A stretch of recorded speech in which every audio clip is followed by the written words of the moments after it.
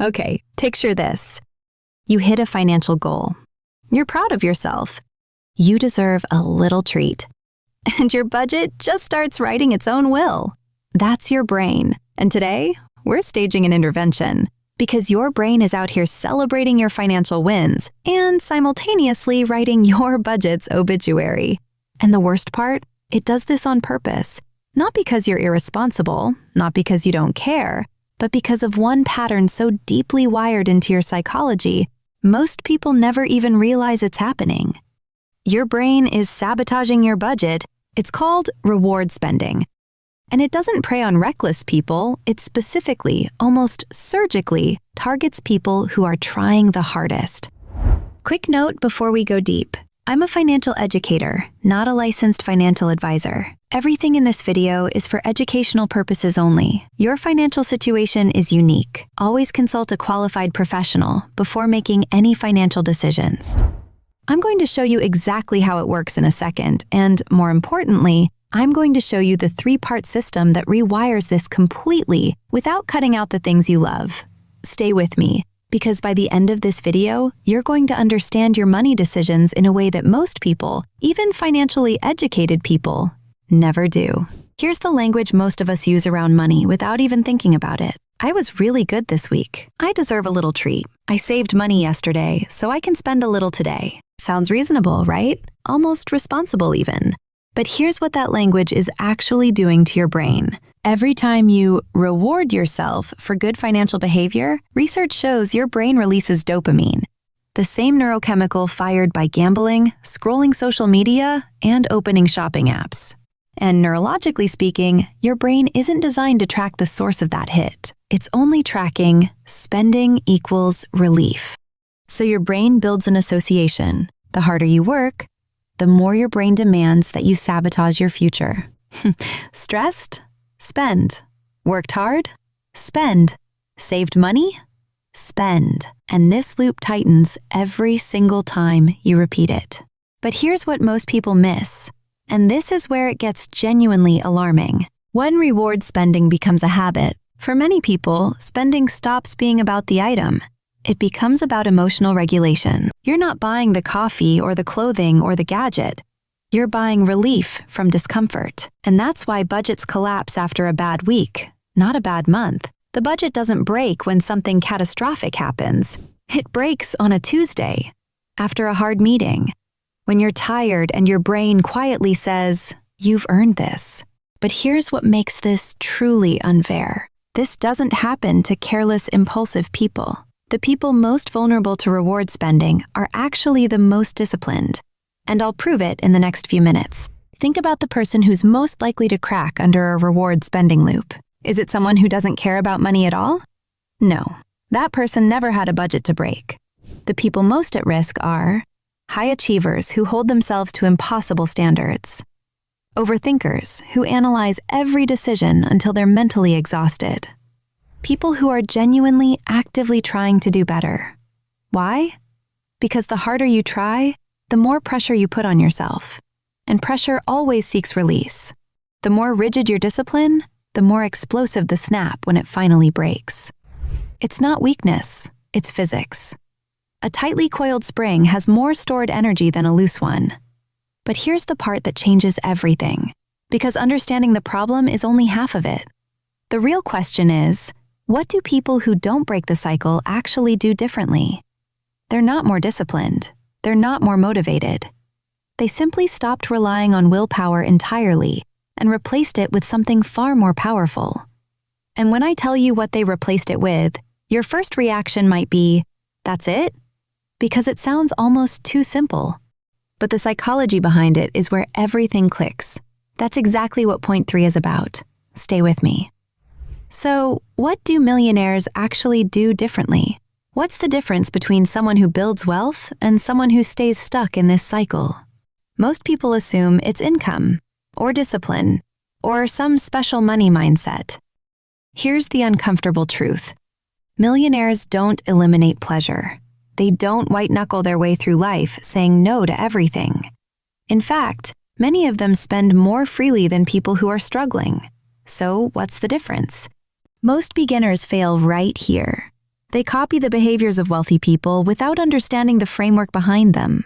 And without the framework, none of it sticks. The difference is one question. The average person asks, "What do I feel like right now?"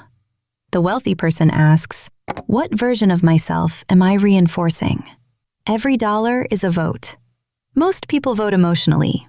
Wealthy people vote structurally. They don't trust their feelings to make financial decisions. They build systems that make the right decision automatic, even on bad days. But what does that actually look like in real life for a real person? Not a millionaire, not someone with a financial advisor, someone who started exactly where you are, right now. I want to tell you about Jessica, because what she discovered is the most practical version of this framework I've ever seen. And it starts right now. Now, Jessica is a composite character based on patterns I see constantly, but I promise you, she represents someone real in your life. Jessica watched herself in our last video, the one about cupcake currency. If you haven't seen it yet, I'll link it at the end. But for now, here's all you need to know. It broke down exactly how small daily spending quietly costs you hundreds of thousands over time. She got it. Intellectually, she understood. But she came back with the most honest response. "I get it, but I still feel like I deserve something." And she was right to feel that way. That feeling isn't the problem. That feeling is human. The problem was that her system was turning that feeling into a daily financial leak. A little something here, a little something there, nothing big enough to notice. Everything big enough to compound. But here's what's interesting. She didn't quit treats. She changed how she had them. And that one shift changed everything. Instead of reaching for a daily reward whenever the mood struck, she made 2 decisions in advance. One intentional treat day per week. One specific thing she actually looked forward to. Not a reaction, a ritual. And something unexpected happened. Saving started to feel better than spending. Not because she was depriving herself, but because she had given progress the space to become more satisfying than sugar. What Jessica stumbled onto was actually a 3-part psychological framework, and each part works on a different layer of your brain. This is the section I want you to take a screenshot of, because this is the actual system. Coming right up. Here's the framework. 3 parts. Each one removes a different reason budgets fail. Part 1. Fixed fun money. Eliminate the decision. One of the biggest hidden drains on your willpower isn't spending. It's the guilt cycle that follows it. Buy something, then feel bad, then try harder, then snap, then buy more, then feel worse. Every decision costs mental energy, and when you're exhausted, you make the worst financial calls. But here's what most people miss. The problem isn't that you're spending. It's that every purchase is its own negotiation with yourself. That's what breaks you. The fix? Pre-decide. Pick a number in advance. $20 a week, $50 a month, whatever fits your life. That money is yours. Guilt-free. No tracking, no justifying. No asking, was this worth it? When it's gone, it's gone. When it's there, it's genuinely yours. No negotiation, no guilt, done. That handles the daily guilt loop, but that's only the first layer. The second one targets something sneakier, the frequency of your spending. And this one surprised even me. Part 2, delayed rewards, from reflex to event. Here's why daily treats are so financially dangerous. They never feel big. They never feel intentional. They never feel finished. A $5 treat daily feels invisible. $150 per month sneaking out of your account? That's a different story. And it gets worse, because it's not just the money. It's what it does to your identity. Daily spending trains your brain to be reactive. Weekly or monthly rewards train your brain to be decisive. The shift is simple. Instead of, "I'll just grab something today," it becomes, "I'm choosing this on purpose, on my terms." Spending becomes an event, not a reflex. And that shift, That single change in how you frame the decision starts to rebuild who you believe yourself to be. Now, those first two parts are behavioral. But the third part? The third part is where the real secret happens, because it literally rewires what gives you pleasure. And once it clicks, you will never look at money the same way again. Part 3. Wealth wins replace shopping wins.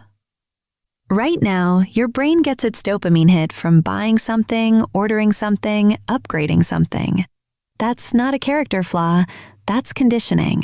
You've been trained by apps, ads, and algorithms for years to feel good when you spend. But here's the catch. You can absolutely retrain that response. And when you do, saving money stops feeling like sacrifice. It starts feeling like winning. Wealthy people get their dopamine from a completely different source. Watching their investments grow, hitting a savings milestone, seeing passive income tick upward while they sleep.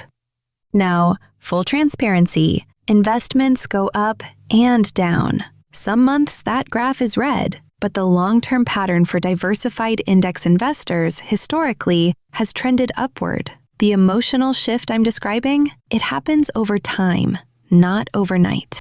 At first, when you're new to this, it feels boring, but give it a few months and it becomes addictive. Because progress compounds emotionally the same way money compounds financially. The more you watch it grow, the more you want to protect it, add to it, obsess over it. You stop wanting to drain the account.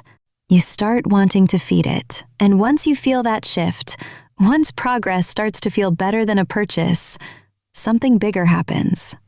Your identity changes. And that's actually the most important part of this entire video, because identity beats discipline every single time. Give me a minute to show you why, because here's the real upgrade hiding inside everything we just covered. Stop saying, I'm trying to be good with money. Start saying, I'm someone who invests first. That's not motivation. That's not a mantra. That is identity. And identity beats discipline every single time. Because you don't argue with who you believe you are. Discipline says, I shouldn't buy this. Identity says, that's not something I do. Feel the difference? You don't need more income. You don't need perfect discipline. You don't need an extreme budget. And what the research consistently supports is building systems that reduce decisions, allow real pleasure, and protect your future automatically. That's the pattern I see in people who quietly build wealth. And it's available to anyone, not through restriction, through structure. And you get your budget back. If you haven't watched part 1 yet, that's the video where we break down exactly how small daily spending becomes a 6-figure loss over time. The link is right here. That video explains the math. This one explains the why. Together, they're the foundation. And if you're ready to go deeper into investing basics, passive income, and building real financial freedom without the overwhelm, subscribe to Beth Builds Wealth, because this channel isn't about restriction. It's about freedom.